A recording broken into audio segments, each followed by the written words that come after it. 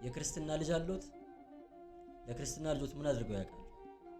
ብዙዎቻችን የክርስትና አባት ወይም የክርስትና እናት የምንሆነው ይሄንን ይዞ የሚመጣውን ኃላፊነት ሳንረዳ ነው። አንድ ሰው የክርስትና አባት ሲሆን የሚጠበቅበት ኃላፊነት አለ፣ ቤተክርስቲያን የምትሰጠው ኃላፊነት ማለት ነው። ይህንን ኃላፊነት መወጣት ካልቻለ በሰውም በእግዚአብሔር ፊትም የሚያስወቅስ የሚያስጠይቅ ነው። ክርስትና አባትና ክርስትና እናት መስጠት የተጀመረው በዘመነ ሰማዕታት ነው። ገና ከሐዋርያት ቀጥሎ በተነሱት አባቶቻችን ጊዜ ላይ ክርስቲያን መሆን በሕግ ደረጃ ወንጀል ሆኖ በሚያስገድልበት በሚያሳስርበት ዘመን ላይ ማለት ነው። ክርስቲያኖች በየዋሻው በየፍሩክታው ተደብቆ በሚኖሩበት በዚያ ጊዜ ላይ ድንገት ወጥቶ አንድ ወላጅ መንገድ ላይ ተይዞ ላይመለስ ይችላል። ልጆቹን በትኖ ሊገደል ይችላል ማለት ነው። ስለዚህ እንደዛ ሆኖ ልጆቹ ወላጅ አልባ ሆኖ አሳዳጊ አጥተው እንዳይቀሩ ከሃይማኖት እንዳይወጡ ሃይማኖት እንዳይቀይሩ ሲባል ኃላፊነት ወስዶ ልጆቹን ሃይማኖት እያስተማረ የሚያሳድግ ወላጆቹ ቢሞቱ እንኳን ደግሞ ወላጆቹን ተክቶ ልጆቹን እንደ ልጅ ወስዶ የሚያሳድግ ሰው ለመሾም ለመመደብ ሲባል ነው የክርስትና እናት የክርስትና አባት የሚባለው ሐሳብ የመጣው ማለት ነው። ስለዚህ ልክ ክርስቲያኖች ታስረው ሲገደሉ ልጆቻቸው ተበትነው ሜዳ ላይ ወድቀው አይቀሩም። የክርስትና እናቶቻቸውና አባቶቻቸው ወደ ቤተሰባቸው ወስደው የራሳቸው ልጅ አድርገው ሃይማኖት እያስተማሩ ያሳድጓቸዋል ማለት ነው። አሁንም ዛሬም በእኛ ጊዜ ላይ የክርስትና እናት የክርስትና አባት ሲሾም ኃላፊነቱ ተመሳሳይ ነው። በዋናነት ያንን ልጅ ሃይማኖት እያስተማሩ ማሳደግ የመጀመሪያው የቤት ስራ ነው።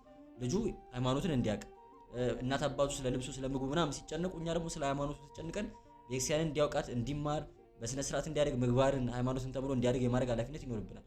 በሆነ አጋጣሚ ደግሞ ወላጆቹ በህይወት መኖር ካልቻሉ ከሞቱ ደግሞ ይሄ ልጅ ወላጅ አልባ ሆኖ ሜዳ ወድቆ እንዳይቀር የማሳደግ ኃላፊነትም ጭምር አለብን። ኃላፊነቱ ቀላል አይደለም ማለት ነው። ለዛ ነው ቅድስት ቤተክርስቲያን የክርስትና እናትና አባት ስትሾም እነዚህ የክርስትና ወላጅ ሆነው የሚሾሙ ሰዎች ቃል እንዲገቡ የምታደርግ ልክ ህፃኑን ልጅ ክርስትና ሲነሳ ያ የክርስትና አባቱ ወይም እናቱ የልጁን አውራጣት ይዘው ጸሎት ሃይማኖት ይደግማሉ።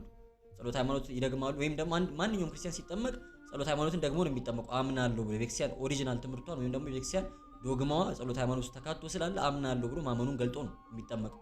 ይሄ ህፃን ግን እምነቱን መግለጥ የማይችል ስለሆነ ገና ያንን ህፃን ልጅ ወክለው ክርስትና እናትና ክርስትና አባት ጸሎት ሃይማኖትን ደግመው ከዛ ግን ቢራብ ቢጠማ ላበላው ላጠጣው ላሳድገው ብለው ቃል ገብቶ ልጁን ይቀበላሉ ማለት ነው።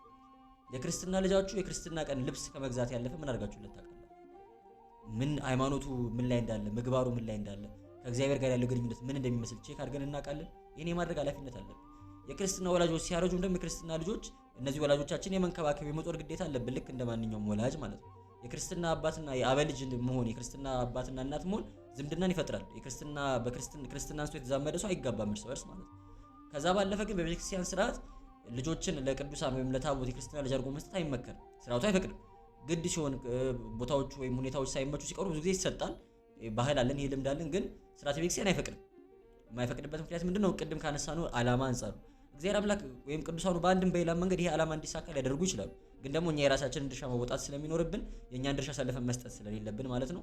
ክርስትና የምንሰጠው ለሰዎች ነው፣ ለምንወደው ሰው ለጓደኛ ምናምን አይደለም የሚሰጠው። የክርስትና ይሄን ኃላፊነት መወጣት ለሚችል ሰው ነው የሚሰጠው እንጂ ሰውን ስለምንወደው የጎረቤታችን ስለሆነ ኃላፊነት ወይ እንደው ዝምድና ስላለብን ውለታ ስላለብን የምንሰጠው ጉዳይ አይደለም ማለት ነውና ይሄ ኃላፊነት ይሄ ዝምድና በጣም ትልቅ ዝምድና ትልቅ ኃላፊነት እንደሆነ ተረድተን በጥንቃቄ ልንወጣው የሚገባው ኃላፊነት ነው ለማለት ወዳለሁ። የልቦናችንን ደጅ በቸርነቱ ይክፈትልን።